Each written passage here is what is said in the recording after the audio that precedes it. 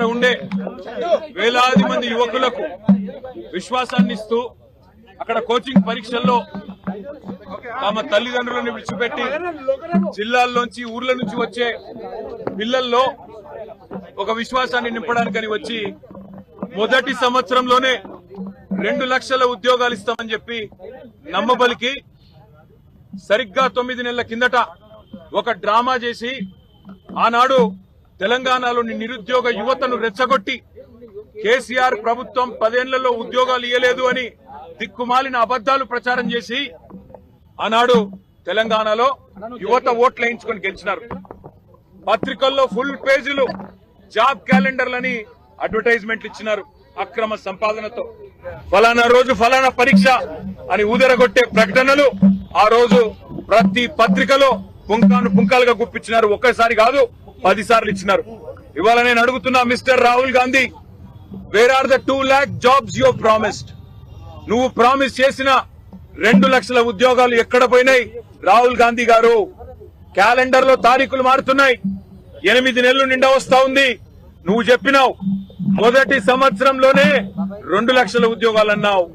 Job calendar ప్రకటిస్తుంది నా ప్రభుత్వం అన్నావు. ఏది అని అడిగినాం. ఇప్పటి వరకు అతిగతి లేదు. ఇవాళ దొంగ చాటున స్టేట్మెంట్ అంటూ ఇవాళ ఏదో రాసుకొచ్చి మళ్ళొక్కసారి తెలంగాణ యువతను మభ్య పెట్టడానికి బయట ఎక్కడ నిలదీస్తారో, కాంగ్రెస్ వాళ్ళు కనబడితే ఎక్కడ తంతారో. మరి క్యాలెండర్ లో తారీఖులు మారుతున్నాయి. ఏది నీ జాబ్ క్యాలెండర్, ఏది నీ 2 లక్షల ఉద్యోగాలని చెప్పి తంతారేమో కాంగ్రెస్ నాయకులని చెప్పి ఇవాళ 4 కాగితాల మీద 4 డేట్లు రాసుకొని ఇగో ఫలానా నెలలో ఫలానా నోటిఫికేషన్ అని చెప్పి అడ్డగోలు జమాబందీ ఏది పడితే అది రాసుకొని వచ్చినారు. మేము అడిగింది ఒకటే వారిని, నువ్వు కనీసం నువ్వు చెప్పిన 2 లక్షల ఉద్యోగాలు నిజమైతే నీ జాబ్ క్యాలెండర్ లో కనీసం 2 ఉద్యోగాలు కూడా నువ్వు చెప్పలేదు. కేవలం ఏదో గంపగుత్తగా ఫలానా నెల అని చెప్పి మళ్లీ మభ్యపెట్టే విధంగా నువ్వు పెడతా ఉన్నావు. మాకు చర్చకు అవకాశం ఇవ్వమని కోరినాం. ఇంతకు మించిన ప్రాముఖ్యత కలిగిన అంశం ఏముంటదండి? అసెంబ్లీకి 30-40 లక్షల మంది యువతకు వారి భవిష్యత్తుకు పోటీ పరీక్షలకు ప్రిపేర్ అవుతున్న చిన్నారులకు సంబంధించిన అంశం కంటే శాసనసభకు ఇంతకంటే ఏం ప్రాముఖ్యమైన అంశం ఉంటుందని మేము స్పీకర్ గారిని అడిగితే 2 లక్షల ఉద్యోగాలు అన్నారు. కానీ 2 నిమిషాలు కూడా మైక్ ఇయ్యలేదు. 2 నిమిషాలు మైక్ ఇవ్వండి స్పీకర్ గారు. ప్రభుత్వం పారిపోతున్నది, 2 లక్షల ఉద్యోగాలను మోసం చేసింది గతంలో, మళ్లీ జాబ్ క్యాలెండర్ అని చెప్పి డ్రామా చేస్తున్నదని చెప్పి మేమందరం కూడా స్పీకర్ గారిని చేతులు జోడించి అభ్యర్థించినాం. స్పీకర్ గారు కనీసం 2 నిమిషాలు మైక్ ఇవ్వలేదు. ప్రభుత్వం పారిపోయింది. వాళ్ళ తెలంగాణ యువతకు మేము చేసే విజ్ఞప్తి ఒకటే, గత 9 నెలలుగా 8 నెలలుగా ఈ రాష్ట్రంలో ఏం జరుగుతా ఉందో మీరు చూస్తా ఉన్నారు. మిమ్మల్ని అందరినీ రెచ్చగొట్టి, మిమ్మల్ని అందరినీ ఉసిగొలిపి 2 లక్షల ఉద్యోగాలని చెప్పి మాయమాటలు చెప్పి గ్రూప్ 2 పోస్టులు 2000 చేస్తామని చెప్పి, గ్రూప్ 3 పోస్టులు 3000 చేస్తామని చెప్పి, గ్రూప్ 1 లో 1:100 నిష్పత్తిలో పిలుస్తామని చెప్పి, మెగా డిఎస్సీ చేస్తామని చెప్పి, జీవో 46ను సవరిస్తామని చెప్పి ఏది చేయకుండా మళ్ళొక్కసారి జాబ్ క్యాలెండర్ పేరిట మభ్య పెడుతున్నందుకు స్పీకర్ ను మేము అభ్యర్థించినాం. ప్రభుత్వాన్ని మేము నిలదీసినాం ఈ రోజు. కానీ మాకు మైక్ ఇవ్వలేదు. ఇవ్వకపోగా ఏం చేస్తుంది ప్రభుత్వం? మా పార్టీ నుంచి ఇవాళ పార్టీ మారి అనర్హత వేటు ఎదుర్కొంటున్న ఒక ఎమ్మెల్యే, ఆయనకి ఇవాళ మైక్ ఇచ్చి మా గౌరవ శాసనసభ్యులను ఒక గౌరవ సభలాగా నిన్న హరీష్ రావు గారు చెప్పినట్టు అక్కడ మళ్లీ దుర్మార్గమైన పదజాలం, ఇష్టం వచ్చిన మాటలు, ఇష్టం వచ్చిన బూతులు.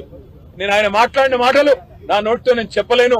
మా అక్క లక్ష్మక్క అయితే పరిగెత్తుకుంటూ వచ్చింది, మనం ఇక్కడ ఉండొద్దు సార్ వెళ్ళిపోదాం, ఇలాంటి చిల్లర బజారు భాష మాట్లాడే కాడ ఎందుకు ఉండాలి మనం అని చెప్పి మమ్మల్ని అందరినీ బయటికి, మేము వినలేదు నిజానికి అక్కడ మైక్ లో తను విన్నది కాబట్టి మమ్మల్ని అందరినీ బయటికి తీసుకొని వచ్చింది. అంటే రేషం గల్ల తెలంగాణ బిడ్డలు ఎవరు ఇవాళ ఆ సభలో అలాంటి చిల్లర బజారు భాష అయితే ముఖ్యమంత్రి నుంచి మొదలు పెడితే దుర్మార్గమైన మా పార్టీలో గెలిచి ఆ పార్టీలో ఉన్న ఎమ్మెల్యేలు వాడుతున్నారో అది భరించలేక తెలంగాణ యువత తరఫున మేము అడుగుతుంటే, తెలంగాణ యువతకు 2 లక్షల ఉద్యోగాలు ఇవ్వాలని మేము అడుగుతుంటే మమ్మల్ని ఆ బజారు భాషలో తిట్టించిన ఈ దిగజారుడు ముఖ్యమంత్రి, ఈ దిగజారుడు దివాలా కోరు ప్రభుత్వాన్ని ఇవాళ అభిశంసించాలి. తెలంగాణ యువత కొట్టాలి. ఎందుకంటే ఎక్కడికక్కడ కాంగ్రెస్ లో నిలదీయాలి. ఏమైంది ఈ 2 లక్షల ఉద్యోగాలను అడగాలి. నేను అడుగుతా ఉన్నా, రాహుల్ గాంధీ దమ్ముంటే రా అశోక్ నగర్, దమ్ముంటే అశోక్ నగర్ కి రా, ఇక్కడికి వచ్చి చెప్పు నువ్వు ఇచ్చిన జాబ్ క్యాలెండర్ కరెక్ట్ అని చెప్పు. రేవంత్ రెడ్డి దమ్ముంటే రా, సెక్యూరిటీ లేకుండా నువ్వు మేమందరం వస్తాం, అశోక్ నగర్ కోదాంపా.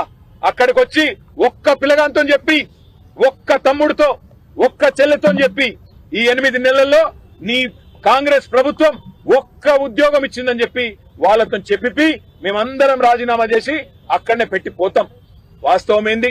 ఇప్పుడే పల్లా రాజేశ్వరరెడ్డి గారు చెప్పినట్టు మందికి పుట్టిన బిడ్డలు మా బిడ్డలు అని చెప్పుకుంటూ ఇవాళ కేసీఆర్ ప్రభుత్వం ఇచ్చిన 30-40 వేల ఉద్యోగాలు కాయిదాలు మాత్రం నువ్విచ్చి ఇవాళ డ్రామా ఏదైతే ఆడుతున్నావో రేవంత్ రెడ్డి, నేను అందుకే అంటున్నా, నీది డ్రామా కాకపోతే, నీది అబద్ధం కాకపోతే, నువ్వు ఇచ్చిన ఉద్యోగాలు నిజమే అయితే నువ్వు వస్తావా, నీ రాహుల్ గాంధీ వస్తాడా? రండి, సిటీ సెంట్రల్ లైబ్రరీకి వస్తారా, అశోక్ నగర్ కు వస్తారా, ఉస్మానియా యూనివర్సిటీకి వస్తారా, ఎక్కడికి వస్తే అక్కడికి రండి. రేవంత్ రెడ్డి మళ్ళీ అంటుంటాడు మగాళ్ళు అయితే అని. నేను అంటున్నా రేవంత్ రెడ్డి, మగాడు అయితే రా, అశోక్ నగర్ కి రా, అక్కడ పిల్లలే చెప్తారు నువ్వు ఉద్యోగాలు ఇచ్చిన మాట వాస్తవమా కాదో చెప్తారు. నీ రాహుల్ గాంధీని తీసుకురా, ఇచ్చిన మాటలు ఏమైనా నిలదీస్తారు. కాంగ్రెస్ నాయకులను తరిమేసే పరిస్థితి ఉంది ఇవాళ తెలంగాణ యువత. ఒకవైపు యువత రోడ్ల మీద ఆందోళన చేస్తా ఉన్నారు. నిన్న రాత్రి దిల్సుఖ్ నగర్ లో జీవో నంబర్ 46 సవరించాలని వేలాది మంది పిల్లలు రోడ్డెక్కినారు. మరొక వైపు ఇవాళ 1800 మంది మాజీ సర్పంచులు ఇవాళ తమ బిల్లులు విడుదల చేయాలని చెప్పి సెక్రటేరియట్ ముట్టడిస్తే వారిని తీసుకుపోయి అరెస్ట్ చేసి పెట్టినారు.